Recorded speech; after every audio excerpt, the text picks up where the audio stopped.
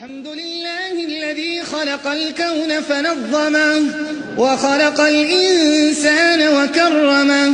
وسن الدين وعظمه ووضع البيت وحرمه ورفع النجم وسومه وسخر الطير وألهمه وسير السحاب وكومه وبعث العظم ورممه وأنزل الكتاب وأحكمه